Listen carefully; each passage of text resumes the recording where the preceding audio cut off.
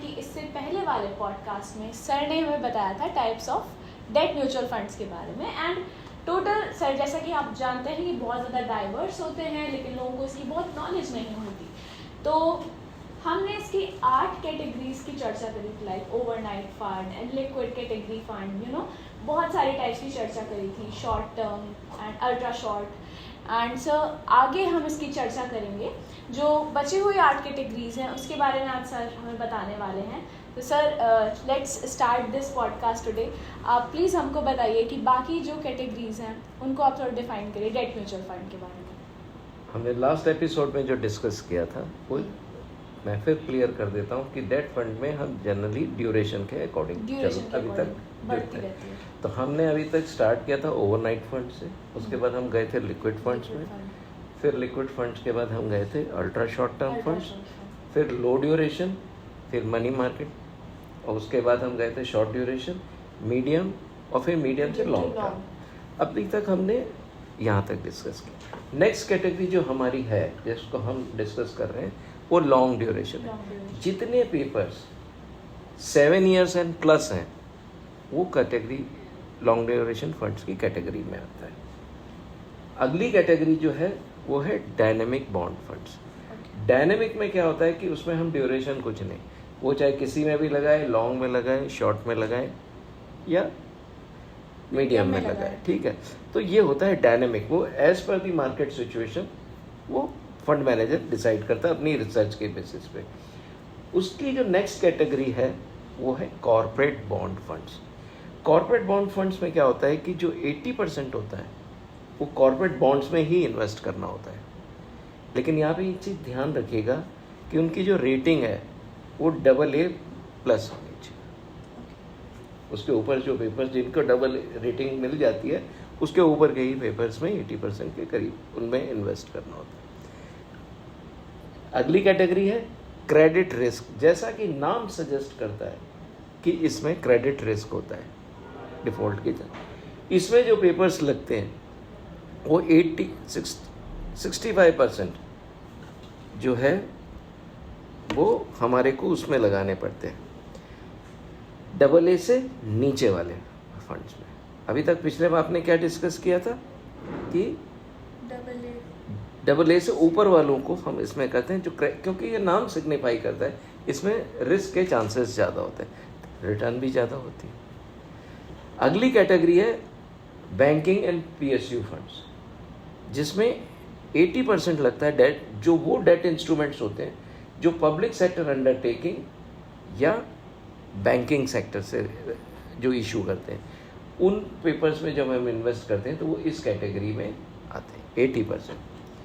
अगली कैटेगरी जो है वो गिल्ट फंड है। इसमें जो सबसे पॉजिटिव पार्ट है गिल्ट फंड में क्या होता है कि इसमें जो पैसा लगता है वो GSECs में लगता है। GSECs मीन्स गवर्नमेंट सिक्योरिटीज़ में। इसमें क्रेडिट रिस्क के कोई चांसेस नहीं है क्योंकि गवर्नमेंट से बैकअप है। बट इसमें जो होता है कि रिस्क होता है इंटरेस्ट का, इंटरेस्ट रेट के कम होने के चांसेस हो जाते हैं, ठीक है। फिर guilt fund with 10 year constant duration, अब ये एक अलग कैटेगरी है। यहाँ पे गिल्ट फंड वो हैं जो कैटेगरीज हैं 80% उसमें मैंडेटरी है कि वो 10 ईयर्स के पेपर पे होना चाहिए and equal to that, 10 years and equal to that. और लास्ट में फ्लोटर फंड्स।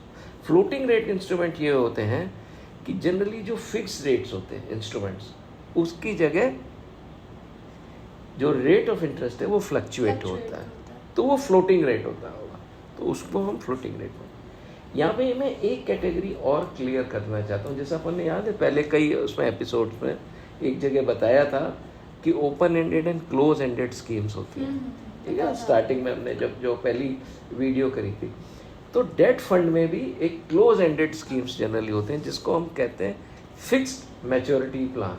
तो उसमें एक फिक्स मैच्योरिटी होती है कि इतने ड्यूरेशन के लिए ही ये डेट फंड्स है, उसके बाद वो ड्यूरेशन के बाद वो ख़त्म हो जाता है। अब ये जितने भी फंड्स हमने अभी तक डिस्कस किए हैं ये डिपेंड करता है अलग अलग सूटेबिलिटी से। लॉन्ग ड्यूरेशन उनके लिए सूटेबल है जो वो लॉन्ग टर्म होराइजन के हिसाब से 7 ईयर्स प्लस उसमें इन्वेस्ट करना चाहते हैं। कुछ लोग गवर्नमेंट सिक्योरिटीज़ में करना चाहते हैं कि भैया हमें क्रेडिट रिस्क नहीं चाहिए, हमें सेफ्टी चाहिए। कुछ लोग कॉर्पोरेट बॉन्ड में करना चाहते हैं। तो ये जिसकी जैसी अपनी रिक्वायरमेंट होती है उसके बेसिस पे ये कैटेगराइजेशन हुई, क्योंकि डेट के कैटेगराइजेशन इसलिए ज़्यादा हैं कि ये सब ड्यूरेशन और इन पे डिपेंड करता है, और क्लाइंट की अपनी अपनी सूटेबल अलग है, प्लस उसकी रिक्वायरमेंट्स अलग है। तो ये है। सर आपने जो आज 8 कैटेगरीज डिस्क्राइब करी है, मैं चाहती हूँ एक बार आप उन सब के नाम एक बार फिर से बोलो जो आपने आज बताया है। सबसे पहले हमने जो डिस्कस किया था वो लॉन्ग ड्यूरेशन फंड था। उसके बाद जो हमने डिस्कस किया डायनामिक बॉन्ड फंड्स, फिर उसके बाद आया है कॉर्पोरेट बॉन्ड फंड्स, फिर क्रेडिट रिस्क, फिर banking and PSU funds, guild funds with 10 year constant, और उसके बाद फ्लोटर फंड। ये हमने 8 कैटेगरीज आज और डिस्कस किए। पहले हमने 8 कैटेगरी डिस्कस की थी, आज हमने 8 और कैटेगरी डिस्कस की, और हमने एफएमपी के बारे में भी बताया, that is fix maturity plan. Okay sir, so आज हमने बाकी 8 categories of debt mutual funds की चर्चा करी है, एंड वी होप कि आपको जो आपके डाउट्स हैं, जो आपकी जो क्वेरीज हैं वो ज़रूर क्लियर हुई होंगी, एंड वी होप कि आप अपना रिव्यू भी हमें ज़रूर दें, जिससे हम आपकी क्वेरीज और ज़्यादा सॉल्व करने की कोशिश कर सकें एंड आगे उन वीडियोस को ला सकें जो आपके लिए बेहतर हों और हम आपको एडवाइस कर सकें। So thank you so much sir, and मिलते हैं आपसे अगले पॉडकास्ट में। तब तक के लिए thank you so much. Bye. Mutual fund investments are subject to market risks. Read all scheme-related documents carefully before investing.